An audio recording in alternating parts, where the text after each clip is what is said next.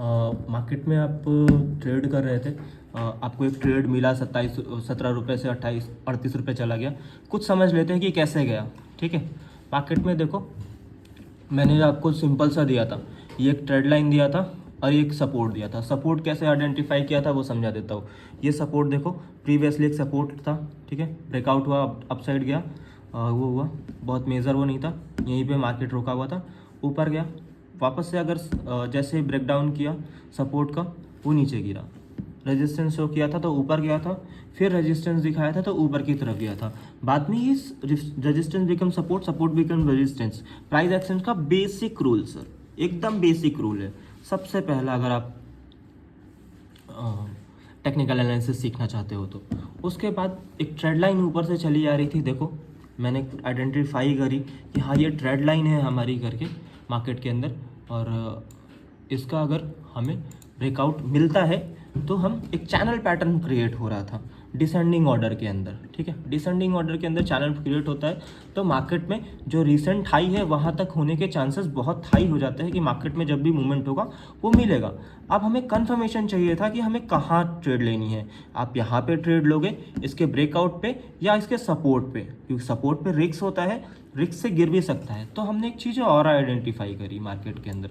क्या आइडेंटिफाई करा हमने? एक ट्रेड लाइन आइडेंटिफाई करी कि जो नीचे से चली आ रही थी सर, नीचे से ट्रेड लाइन एक चली आ रही थी, आप देखोगे, ठीक है, ये ट्रेड लाइन यहाँ से चली आ रही थी और इसने यहाँ पे इसको क्रॉस ओवर किया।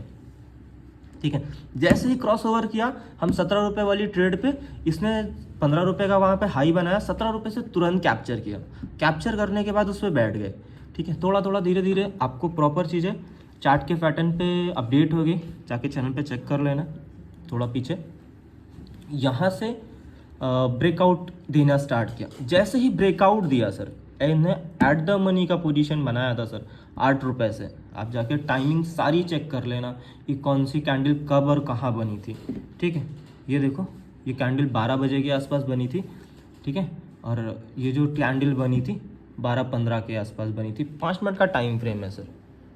ठीक है, देखना 5 मिनट के 10 मिनट के आसपास इस कैंडल के क्लोजिंग पे, ठीक है, जैसे ही हमें ये ब्रेकआउट दिया था इस मार्केट ने, यहाँ ऊपर विप पे हमने आउट द मनी की पोजीशन बना ली थी। उससे पहले हमने एट द मनी की पोजीशन बना दी थी। दोनों में फ़र्क बता देता हूँ। एट द मनी पे हमको ज़्यादा लॉस नहीं होता, अगर मार्केट यहाँ से गिर जाता तो हम यहीं पे निकल जाते, लेकिन अगर हम यहाँ से आउट द मनी पोजीशन बनाते तो हमारा प्रीमियम बहुत तेज़ी से मेल्ट होता। इस वजह से हमने रिस्क नहीं लिया, हमने एट द मनी पे पोजीशन बनाया। ठीक है, ATM प्राइसेस इसको बोलते हैं।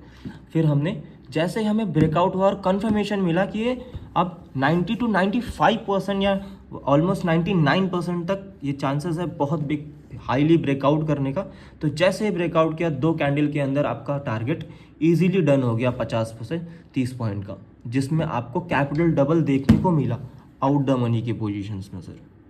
अगर आप भी ऐसे ही टेक्निकल एनालिसिस रख के काम करना चाहोगे, और हाँ मैं एक चीज़ बताना भूल गया, ये जो कैंडल थी क्यों हम इसमें इसी कैंडल के ऊपर कंफर्मेशन लिया। अब इस कैंडल को अगर पहचानते होगे ध्यान से, तो ध्यान से देखो ज़रा सा, इस कैंडल को क्या नाम देते हैं? 2 सेकंड है आपके लिए। इस कैंडल को मॉर्निंग स्टार बोलते हैं। मॉर्निंग स्टार कैंडल हमेशा रिवर्सल का साइन होती है। मार्केट जब भी नीचे आ रहा होता है तो स्पेसिफिक सपोर्ट जोन को टच करने के बाद मार्केट ऊपर की तरफ अप ट्रेंड दिखाता है। ठीक है, ये इसकी बहुत बड़ी खासियत है। आपको कैंडल स्टिक पढ़ना पड़ेगा थोड़ा बहुत। तो ये सारी चीज़ें थी मैंने आपको शेयर करी, जहाँ पर हमने जैकपॉट बनाया, और ऐसे ही ट्रेड एनालिसिस देते रहते हैं। ठीक है, थैंक यू फॉर वॉचिंग।